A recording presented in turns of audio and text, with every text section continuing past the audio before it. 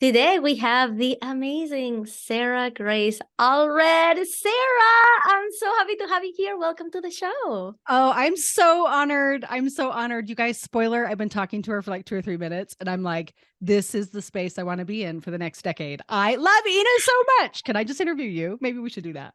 Okay, you know what? This is your space because I am really dying to dive into your story. I do my homework. You will find that I do my homework when I dive in. And I can't wait to really drill into a few points in your story. But before we start, why don't you tell everybody what is it that you do and who you serve right now? Oh, I love that so much. So the people that I serve right now are CEOs that feel like they understand the foundations of marketing, but it's just not giving them the results that they want, that they're kind of frustrated and they're like, what the heck is going on? So I help them tap into the most powerful consumer on earth, which is women. So I'm a marketing to women specialist. That's what I do. Why don't we start way back? Can you please tell us where you were born and what your childhood was like? Ooh, this is an awesome topic because it's actually very uplifting to me. So I was born in northern Utah in the United States of America and was the third of four daughters. So I've got older sisters and a younger sister, and was born to Dean and Susan Madsen, who were truly remarkable parents. My dad was a music professor. My mom was a religious author and wrote kind of historical books about our church's history and our faith's history. And so I actually grew up in a home that was filled with a ton of music, a ton of fun and culture, a ton of travel because of my dad. And I also grew up with a mom that worked, a mom that I'd walk into a bookstore and I would see her stuff on the shelf. And the beautiful part about that is it became very ingrained on me early on that you could pursue your dreams and have a family and have a marriage and volunteer in your church and in those organizations. And that was really established for my parents early on. And the older and older I've gotten, you guys, I'm 40, literally turning 41 in 2 days of this recording. Okay. Oh, happy And birthday. thank you. Thank you. But as I grow older, I realize how rare that was to see a mom that had such incredible impact and incredible influence in her own identity. And also who I felt like I was the most important person to her, me and my three sisters. And so my childhood was full of culture and a mom that worked and a dad that, brought music to life for us. And so I have just such gratitude for the very certainly privileged circumstances I grew up in. Yeah, middle class, but as far as love and richness of experiences, man, I hit the lottery. Okay, and we're going to talk about this now because I really think it's a very important part of your story and of your life is you are in the Church of the Latter-day Saints, also known as Mormon Church. And the reason why, I want to make sure our listeners know what I'm hearing here. Because you're making a very, very strong point saying, I grew up in a situation that was not usual, that I grew up watching powerful women publishing books, giving me the importance and the strength that I needed. Can you talk a little bit about that nuanced, right? Like that nuance, if everybody's listening right now, what do you see out there, other families being like, and why do you feel like it's so important for you to say, no, your situation was a little bit unique?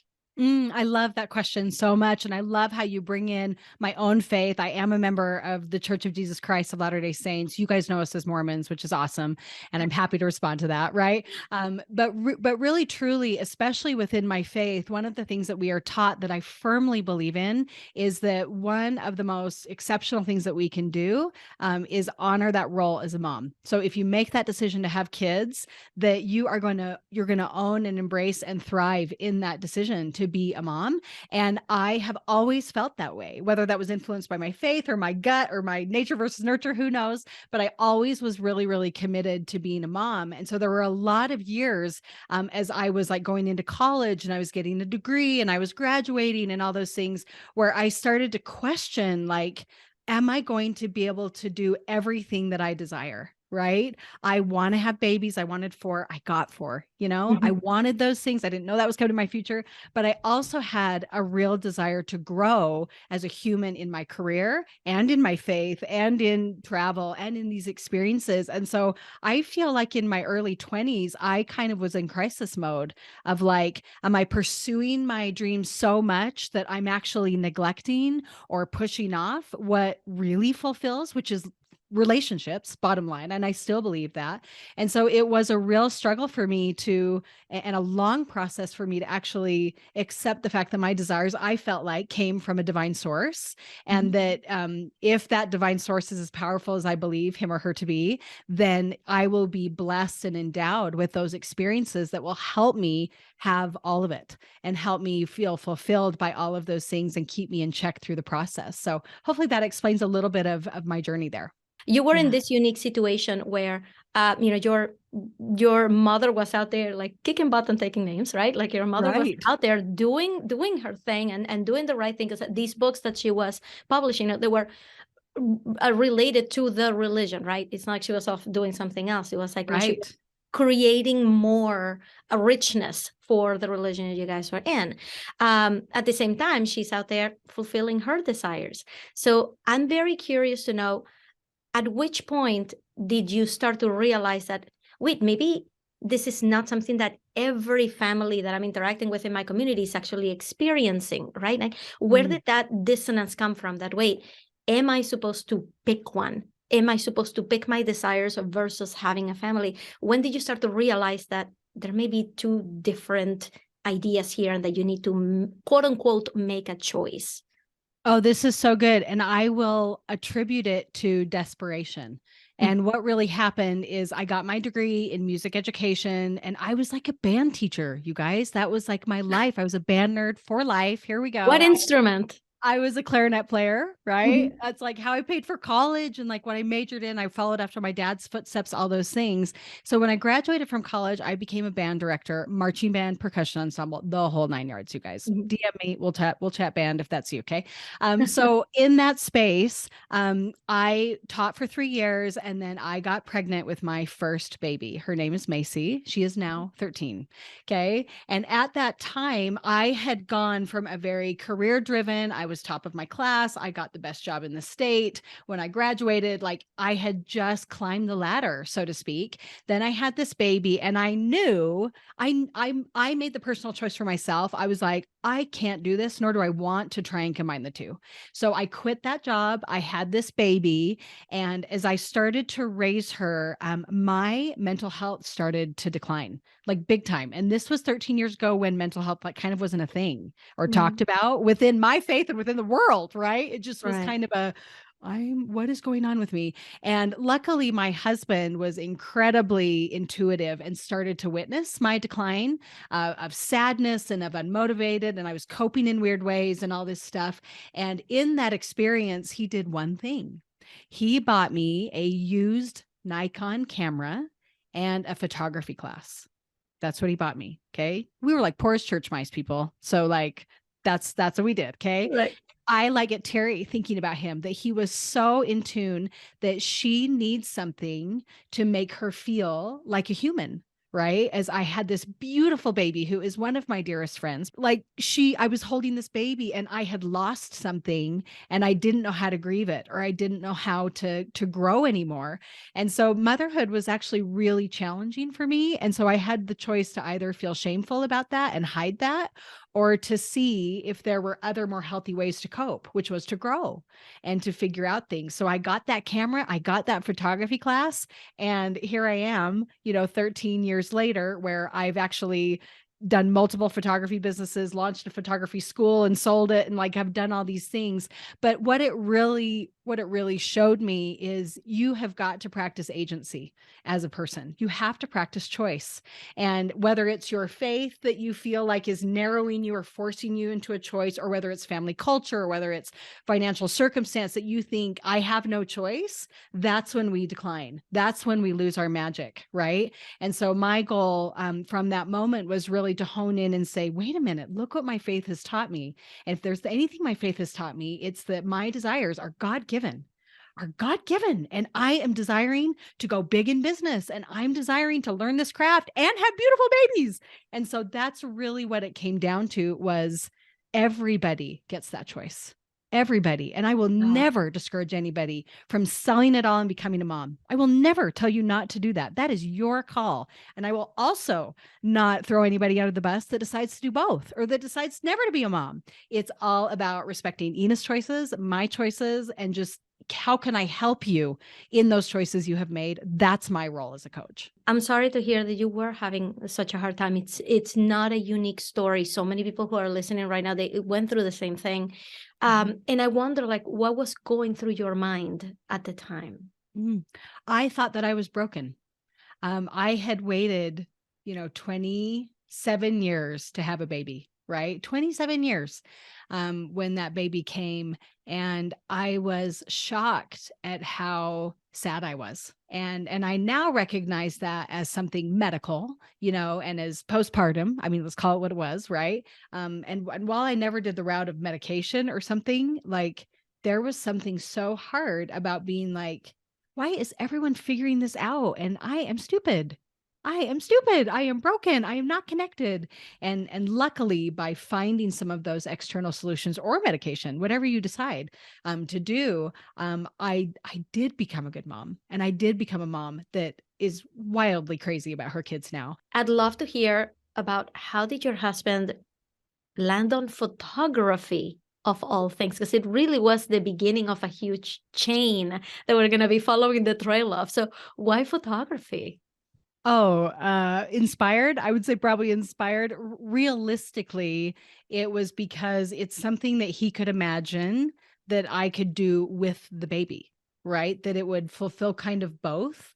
Yeah. That even if what it did was fulfill me, I could take pictures of her and of our adventures together. And I think he thought very logically about it. How did you take it when he suggested it, when he bought you the camera and said, here, do this? What went through your mind? I think there was relief in the sense that he supported me exploring other things. Now, many people could have taken that gift and just taken nice pictures, but you ended up creating a business out of this. And I'm very curious to know, where did that spark come from? Where did that inspiration, that idea come from to, like, maybe I can make money with this? Oh, I am like laughing so hard, Ina, because I have done hundreds of these, and you are asking questions I've never been asked, and yet these are such important parts of my story, and like why my business works now, and all of these things. I'm just laughing so hard. I'm like, I need to redo like 200 interviews now. Oh my gosh. Anyway, so as I think about that, the question around it of like, how did that spark? Well, again, it was sparked out of need. Like logical need. So my husband we made the decision together that he was going to pursue medicine. So my husband is a physician, and that process is, he went like to 26 years of school, right? I mean, we had 14 years of school that produced him to be a doctor. And those were 14 years of absolute poverty all across the country. And so I was driven to make money. And I think it's really important that if I can sit here and tell you about my postpartum depression, that I can also tell you that money was the driving factor. It was like not even to serve people, which is so embarrassing to say. Okay. I'm in a much better space now, but I needed to make money so that we could have Christmas and we could travel to see family, like, let alone like buy name brand bread. Okay. That's how bad it was. And so I was driven to make money. And I said, what skill do I have? And how can I market it online, or how can I market it in my community? And that's where I started. I'm going to fast forward a little bit, but there is a part of the story that I really, really want to hear. You actually created a business with photography. You actually started a photography school with your business.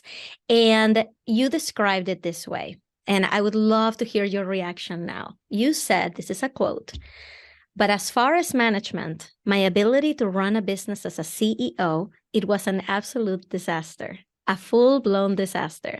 I probably lost more friendships and made more mistakes while running that business than any other combination of experiences in my life." You said those words. And I will put the link to where I got the source. I will put it in the show notes. But I'd love to know if it's like, this is pretty out there. You're like out there saying like, wow, like I can think back on all of the mistakes, the friendships I lost. Can you tell us what was happening in that period of your life? Paint a picture for what this is describing. Oh, yeah. It was sort of like the vision of what the photography school, that's where the disaster happened. The photography school, the vision was so big and so grand. And, I, you know, I couldn't flex enough to make it happen. I just wasn't smart enough yet. I didn't have enough experience. And so it was very, from the ground up. And so the experiences that happened were centered around my inability to lead. Right. And my desire to just people please through the process instead of actually making decisions that will make a business work. And so if I were to like hone in, I know we're not here to talk about strategy, but let me just show you what I mean by not being smart enough or educated enough. So I hired like 15 photography instructors to work for me and create all of these different kinds of classes, newborn photography, wedding photography, family photography, and also editing and Photoshop and all these different elements that really help a photographer take it to the next level. And this was in person, right? Not online classes, but in-person classes? This was online. Online This classes. was online. So they were producing full-blown 6-week classes that would and giving feedback on homework and images. And it was just this incredible experience from like the bird's eye view. Conceptually, it was really brilliant. But one of the things that started to happen is I made 2 really big mistakes. Number one, all of a sudden I had 14 classes a year that I needed to market equally.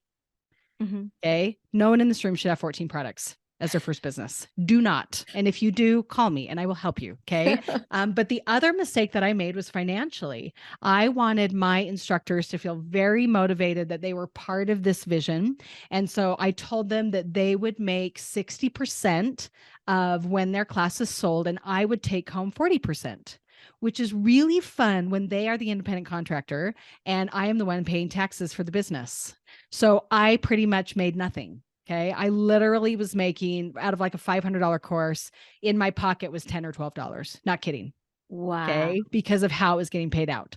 So I was doing everything 24/7 and I hid from my instructors. I hid from the truth and it was a disaster. And that's where you lose friendships is when you don't face what's true. Can you please tell me the story of actually selling that business rather than just saying, okay, I'm just going to stop doing it? Oh, sure. So, I mean, strategy wise, I would recommend have it evaluated in a real way, treat it like a real business, right? And this is a business that while it was pulling in multiple 6 figures a year, I was making nothing, So on paper, it looks really cool. But I had insecurities about selling it because it wasn't structured properly.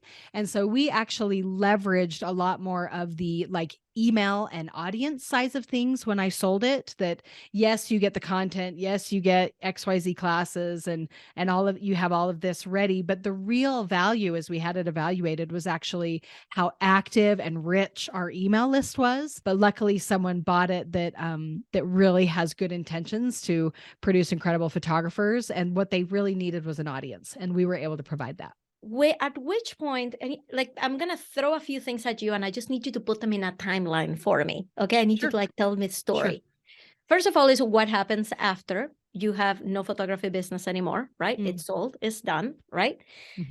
Then comes the Women with Fire podcast. Very good, Ina. Right? I want to hear about that. Then I want to hear about you niching down not just to women, but to LDS women, and then start your Latter-day Ladypreneur podcast, which eventually does get renamed. We'll get there. But starting that podcast, I'd love for you to connect the dots of getting out of the photography business into the podcast.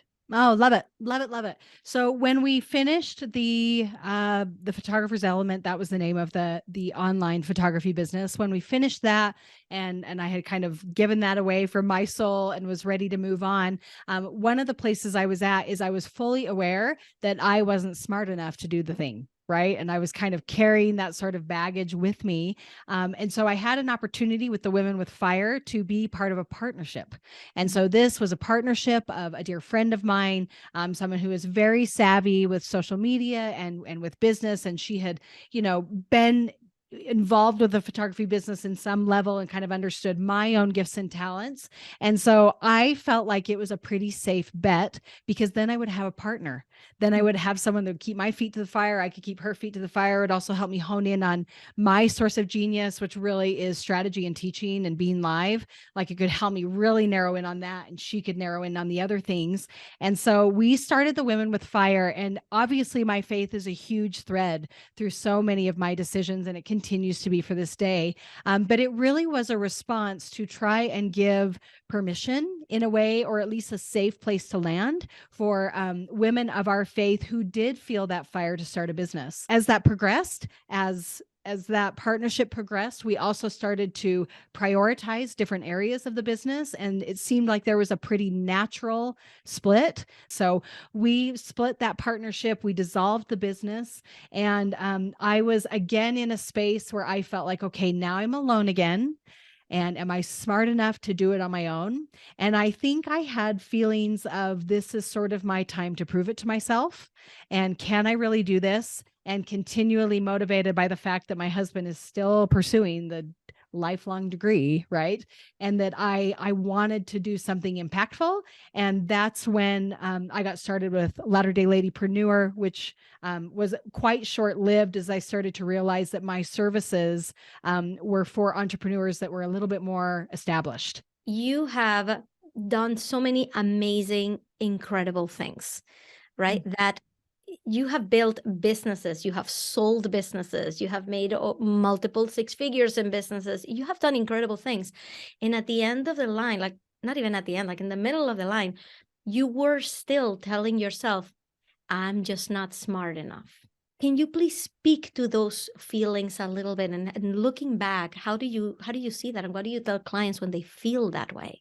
I think number one, if you were to ask the business world what you're supposed to do, when you feel like you're not smart enough, we are told, then find the person who is. And I think that there are values, there is value in finding a coach, finding those people that have fought the fight, and that are a little bit further ahead of you on the journey. I think there is huge value in that. And I think it's incomplete advice. I really do. I think everybody needs a mentor. I've got a mentor and I pay her dearly for it. Okay. I think it's super, super important. But I do think that the advice to just find the who that's going to solve your problem is largely incomplete. I think where you talk about, we don't give ourselves credit. Why can't we see the exceptional things that we can do? All we can see is the failures and all that kind of stuff. And I really, really believe that when we hear in the world that the past is the greatest predictor of future performance, I think it is garbage. I think it is totally untrue. And it is, the dark side's way of stopping you, specifically women. Okay. I think women are most apt to remember and most apt to paint the picture ahead of them based upon their behavior in the past. And it is absolute garbage. Do not believe it for one more second. Okay. And the reason it is garbage is if your past is the greatest predictor of your future, it does not leave room for a savior. It does not leave room for God or deity or the Holy Spirit, whatever you call it, whatever thing has called you to listen to this dang podcast. Okay. That thing, it is completely disregarded and shoved under the rug if you believe that your past will determine your future. Don't fall for it. Where did you get this passion? Where did you get this vision? Anybody else would have stopped at any of the points that we have discussed today. And you're here still seeing that. You're still seeing there's something else, there's something better. I'm going to keep going. Where did that come from for you? I think it's important that we recognize principally that you will experience pain. You will experience it whether you grow a business and grow your movement or if you sit on your rear end. You're going to experience the pain. Ina has done it. I have done it. Every single listener here has experienced some form of pain, either by stalling or by acting. And I think it's important to know that the pain is meant to move you.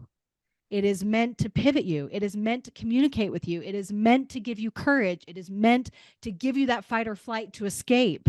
Like, it is meant to be there. And so your life and the pain that you're experiencing is meant to be a leverage point for you. Mine was desperation financially. Okay. And I didn't want to share that from the beginning because it loses its flavor, but I legitimately could not buy store-bought bread. And I had 4 babies. I could not buy the can of cream of chicken soup. Like I had to make it from scratch. It was so bad. And we're talking 4.5 years of it through residency. There was not a dime, right? Our Christmas tree came from the dump, people. Okay. Like it was so bad. That became my why. You have one. Ina, you have one. Like there is a deeper why there, right? And so that's my recommendation of like, why? What is that? And get after it. This is actually a really good point because you're talking about some really, really epic points in your journey. To bring up the hero's journey, this is a journey that I'm putting right in the show notes. It's something very popular. Is what Star Wars is based on. Every Disney movie is based on. It was popularized by Joseph Campbell, American writer and professor of literature. But you've in the past called attention to something called the heroine's journey, which you have actually rebranded because it's actually hard to say heroin without thinking of the drug heroin. Of the drug. Thank you. So let's just not say the word heroin in our lives every day. Instead, you call it something else. Can you please tell us a little bit more about it? We call her the Victress. We call her the Victress. Way easier to say. And when you're married to a physician and he starts hearing you talk about the heroine's journey, he is like, don't you dare. Don't you dare go big with that. So we totally switched it because of the drug reference. So she is the Victress. And you've rebranded your podcast from the Latter-day Ladypreneur podcast to the Victress podcast. Can you tell us why did you make the change? Oh, this is such an easy question. Yes. We made the change because everything that we are teaching about it, as far as understanding women and marketing and women in business, was meant to be a global impact. And so we let go, and I don't just serve members of my faith anymore. In fact, we've kind of moved past that. I still have a lot of clients that I've retained from that. But the message we are sharing is for anyone that is trying to increase impact on a female customer. So that's why we changed it. Tell me a little bit of what the difference is between the hero's journey and the Victress's journey, because I really thought that was fascinating. That it's not the same thing. There is something very specific that the Victress is doing that is really not outlined very well in the hero's journey. It seems to be unique to women, and I'd love for you to tell us that. Oh, I love it. I love it. And this is our bread and butter. This is us learning to understand this better, helps us so much be able to help people build their lives personally and their businesses. And so really when you start to compare from, the left to the right, what are the differences between the hero's journey and the Victress journey? There are actually 3 significantly different parts of the Victress journey compared to the hero's journey. I'm just going to focus on one that I hope will help people in the room who feel like I just can't catch a break in my business or my life. And I happen to be a female, or I have female customers specifically. And let me just put in a caveat, Ina, that I'm going to use the word gender as I talk about this. And that word is meant to be a marketing word. Right now, we're not having a conversation about religion or about politics or anything like that. And so this is meant to be a marketing discussion as we talk about this. So I just want to make sure that's very, very clear. I want to be hugely respectful. And so with that in mind, the first major difference is to understand that it's really hard for the Victress to get out of the boat, so to speak, because we just talked about that. But it is really hard for women in general to take that initial step with businesses, specifically coaches. And here's how you can see it in film. And here's what it means for your life and your business and your marketing. So if we were to compare and contrast the hero's journey and the Victress journey with like Frodo and Moana, what we would witness is in the hero's journey, there is a hero that feels called to do something and he walks through the gate to start the journey. That's what he does, right? So Frodo is your hero. He feels called to like take care of this ring problem that's going on, and he leaves the Shire with Sam to go do it, right? So he's sitting in the fellowship and they're all like, who's going to do this? And he stands up and he says, I will go to Mordor, though I do not know the way. And he starts his journey. It's like 5 minutes in, right? It's not 5, but you get me. So that starts. Well, let's talk a little bit about the hot mess of Moana. Okay. Moana is so incredibly different. So in the Victress journey, there's a Victress. She feels called to do something. And then right before she steps on the boat to go on the journey, she panics. She totally panics. And if you have not seen Moana, you guys plug it in, turn this off, go watch it and come back. Okay. Because so you have Moana, who is your Victress. The calling that she has is to go in the ocean. She sings about it with her crazy grandma. Like she sings this song. And Disney understands the differences between these journeys, which is so brilliant. So she sings about it. She feels so called, but literally in the middle of one of the songs, she is constantly having this identity crisis of like, I'm going to be the leader of my island. Yes, this is where I'm supposed to be. Oh my gosh, but the ocean is calling me. I love it so much. I need to go. And then she's like, no, I'm going to put on the crown. This is who I'm supposed to be. My family legacy. Here I am. And then the next one, and she's like sobbing on the rocks, like, I feel called. I don't know what to do. And that is legit the best way to visibly describe what your customers are going through when it comes to your business. And so that identity crisis is something that is not only like swept under the rug, but totally vacant when it comes to the hero's journey. This is not discussed.